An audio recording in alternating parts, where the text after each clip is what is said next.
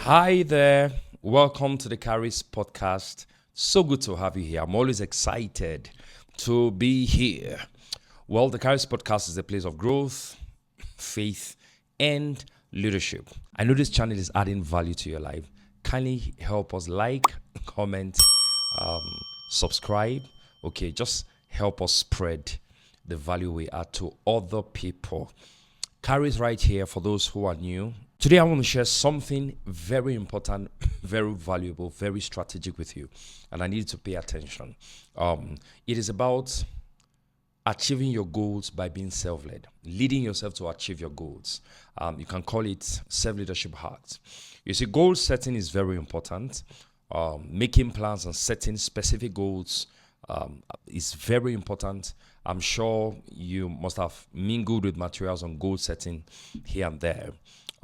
Setting goals brings focus, clarity, and clarity is very important for progress and for speed. You'll agree with me that you can't drive in a rainy day, right, without your wipers on. Imagine just driving and then your wipers are not functional and there's rain. It's going to affect your speed because it's going to affect your clarity. So it's a no-brainer. Clarity impacts speed. So through goal setting, there's clarity, there's focus. It helps you minimize your distractions and maximize your resources. You can allocate your time, your money, the resources are available to you. So goal setting is very important. Making plans, very important. Having clear objectives, very important. I can speak more about that. In fact, there are statistics that point to the importance and the necessity of making plans and setting smart goals.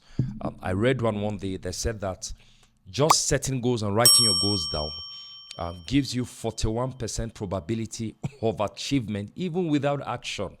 That's profound. Very profound, isn't it? They say 81% of the wealthiest people on earth have plans. They have to-do lists, they have goals, and only 19% of poor people do that. So that shows us the significance of goal setting. Very important.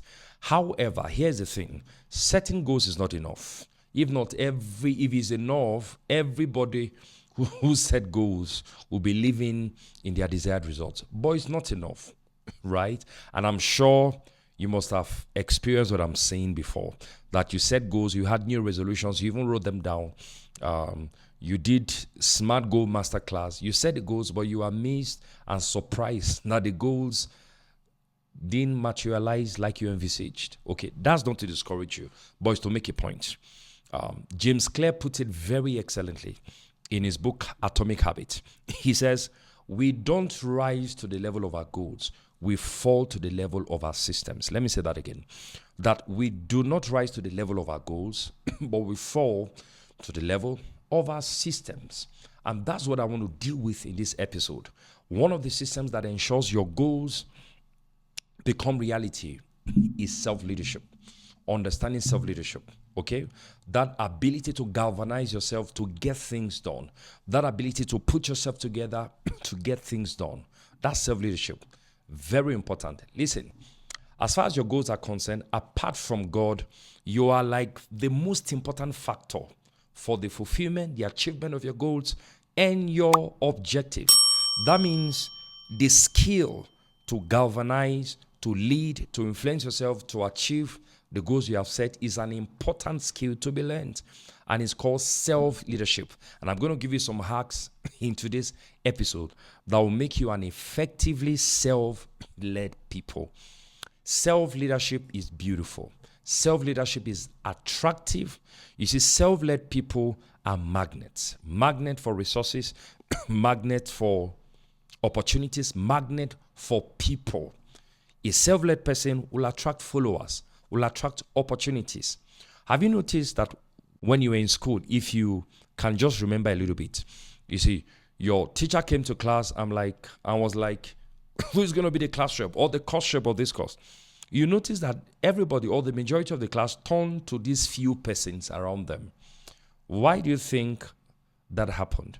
It was the perception you heard or the people heard about that particular person that, look, this guy has the ability to get things done, to move himself to get things done.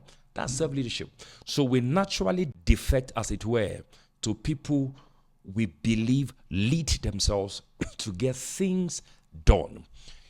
In leadership circle, they talk about different dimensions of leadership, leading upward. In fact, they say this way, that when you think about leadership, you need to hear this. When you think about leadership, think about a compass that has a north, west, east and west, then south. So leading north is a dimension of leadership that has to do with influencing people above you, your boss, your leaders, to get things done. It's beautiful, it's possible. Leading east and west is leading sideways, influencing your colleagues, your contemporaries to get things done. Then leading south, which is what most people know, ability to influence those who are following you to get things done, to achieve objective. But you see, aside this fourth direction, the most important leadership dimension is right at the center, leading yourself to get things done. Very important. Self-leadership is the gap between your desires, your dreams, and their manifestation. Listen, success, achievement, greatness is an uphill task.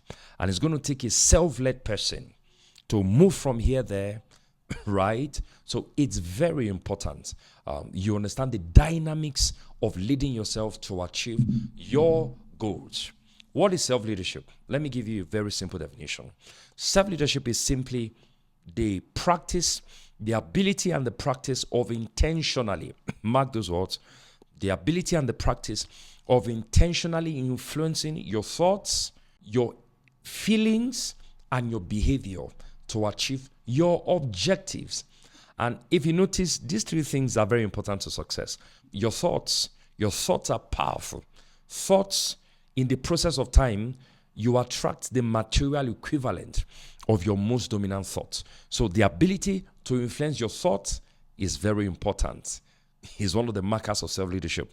Your feelings, your emotions, skills are not enough. Your attitude is very important. How you manage your feelings, very important. It's part of self-leadership. In fact, in the workplace now and in business spaces, they are talking about emotional intelligence, social intelligence, and all of that. And that has to do with influencing your thoughts, then your action and your behavior. Are you seeing that? That these three things have strong bearing on achieving your goals, and your ability to influence your thoughts, your feelings or your emotions, and your behavior to achieve your objective is what self-leadership is about. See, without this skill, you will waste potential, you will waste resources, and you will waste opportunities. So it's very crucial. The skill, the ability to lead yourself, to influence yourself, to get things done is very, very crucial. Are you enjoying the podcast? Don't forget to hit the subscription button if this is blessing you. Drop a comment. Click on the like button so the algorithm can promote this content. All right, so let's go into the main thing, into the main thing. So how do you lead yourself? What are the pillars? What are the strategies of self-leadership? There are 4 pillars of self-leadership. 4 pillars. 4 pillars. There are more things, but they are classified into 4 pillars of self-leadership that you have to understand to master that skill, to master yourself. The first is self-identity. Self-identity. I call it the identity pillar. Listen, to lead yourself effectively, to influence your thoughts, your feelings and emotions, you must know who you are. That's identity. That's identity. I've said this over the years. You can't change the behavior of a person whose identity you have not sorted. Very important. Listen, what I just said now is both a scientific fact and a biblical fact. And that's where self-leadership starts from. Your identity. Who are you? Somebody said that the crux of leadership, or the mantra of leadership and greatness, as it were, is know yourself. But I like to add this. Know yourself through what lens? Because you can know yourself through the lens of your past negative experiences, and that's not so good. There are those who grew up in a particular way, who had certain experiences, and it affects their self-image. It affects their identity. You can see yourself, if you grew up in a place where your parents always told you, lazy, foolish fellow, olodo, it's going to affect your identity. And it will affect self-leadership. So when we say know thyself, we have to qualify that is, we have to put a better context there. And I like to say this, through what lens? Not the lens of your past experiences. It can be negative. Not the lens of the opinion of others. Not the lens of your failures. Are we together? And so when we say know yourself, it has to be through the lens of God. How does God see you? Very important. Self-identity. I call it the identity pillar. How does God see you?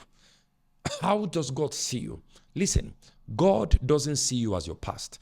God doesn't see you, the way others see you. He sees you perfect. He sees you as someone who has inherent potential. He sees you in potential form. Let me put it that way. Okay? He sees what others cannot see. He sees your intrinsic value. He sees who you truly are, not what you think you are. And that is possible because of what Jesus did for those who are believers. Very important. You don't draw your identity from your past, from your feelings, from your achievements. You draw your identity from who God says you are. Very important. You know why that is important? Identity powers behavior.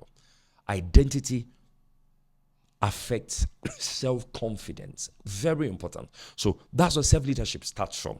Who are you? Who are you? You are created in the image of God. Very important. That means you can do amazing things. Very important. That means you have the ability to change your behavior. Are we together? So identity is very important. And I want to begin to forge a positive identity that begins from who God says you are, who God sees you to be. Very, very important. As long as you have a negative identity, self-identity, you keep sabotaging your effort. And that's where self-leadership begins from. Remember I told you earlier that you can't change the behavior of a person whose identity you have not sorted. And I said it's a scientific fact. You see, psychologists did a study about smokers, helping them to stop smoking. They had a group A were told every time you are offered a cigarette, just say, I don't smoke, right? And then group B, they were told every time you're offered cigarette, just say, I'm trying to stop smoking. As honest as that group B response was, you see the difference. After a while, it was seen that the guys who were told to say, sorry, I don't smoke, right? Even though they were trying to overcome smoking, they overcame smoking addiction many times over. I can't remember the specific number. Many times over, right? Than people who were responding, oh, I'm trying to stop smoking. Are you getting that? That means identity powers behavior. This is very profound. It's intangible, but very profound. Very profound. And it's the first pillar of self-leadership. You want to be able to galvanize, influence yourself intentionally, influence your thoughts, your feelings, and your behavior to achieve your goals. You have to approach it from the standpoint of identity, a positive self-identity. I'm not a lazy person. I'm hardworking. Christ is my sufficiency. The ability of God is at work in me. I'm gifted. I'm talented. Very important. So approaching it just like in the smoking experiment, approaching it from identity. I don't smoke. You see, identity. I'm not someone who smokes. And there are many other research to show that once you sort identity out, it's easier to change behavior. And this is the crux, for me, foundation of self-leadership. Identity, self-identity. Who are you? Where do you draw your sense of identity from? And if I'm to offer you some counsel, don't draw it from unstable things. You are not your past. I can't say that enough. You are not your feelings. You are not your opinion of others. You are not popular culture. Those things are too unstable to hinge your identity to. Are we together? You are who God says you are. You have what He says you have. You can do what he says you can do. He is your sufficiency. Many years ago, I asked myself a question. If God is alive in me, if I have his help, then how talented is God? How gifted is God? And he's in me. That means I don't have any excuse. I can change course. I can make adjustment. So identity, self-identity is very, very, very important. The second is self-acceptance. After sorting identity out, self-acceptance is evaluating and accepting, as it were, evaluating, acknowledging, and accepting your strength and your weaknesses. Okay, it's a proper assessment of, okay, these are my strengths, these are my weaknesses. Maybe because of where I'm coming from, this happened to be a weakness, and editing them out of your personality is self-acceptance. Acknowledging who you are and editing the negative part that is affecting you or drawing you down, drawing you back rather, is self-acceptance. Is very important. I think it was Paul who was writing to Philemon. He said, you become more effectual by acknowledging every good thing that is in you. Okay? And there's nothing wrong with saying, look, I didn't grow up in this kind of environment, so this is a gap in my personality. How am I going to fix it? Listen, every personality gap, every temperament downside can be edited out of your personality. That's what is called self-acceptance. Look, this is a weakness. I'm not denying it. These are my strengths. I'm going to magnify them. But these are my weaknesses, and this is how I'm going to deal with them so I can lead myself effectively. That's self-acceptance. Have you learned something today? Just a quick recap. We said goals are very important. However, the most important thing is the system that you have set for the goals to be achieved, not just writing your goals down. Because you don't rise to the level of your goal, you fall to the level of your system. Profound, isn't it? I would say the major part of that system in achieving your goals is self-leadership skill, ability to intentionally galvanize or influence your thoughts, your emotions, your behavior to achieve a worthwhile goal. And we began by talking about the 4 pillars. The first, self-identity. Who are you? You can't change the behavior of a person whose identity you have not sorted. You cannot sustain positive behavior if it's not driven from a place of identity. It's not going to happen. It's a scientific reality. It's a biblical fact. Paul will always, in attending to people's shortcomings in his epistles, he will always attack it from the standpoint of identity. Very important. Having the right self-image, seeing yourself in the right light, very important. And then number 2, we say self-acceptance. Has this episode blessed you? Can you drop a comment? Let me hear. I would like to hear rather what stood out for you the most in this episode of the Karis podcast. Drop in a comment, drop your thoughts. Remember to like, remember to subscribe to the channel. Looking forward to seeing you in the next episode. And remember, we'll finish our this conversation on self-leadership, leading yourself to achieve your goals in the next episode. God bless you. See you next time.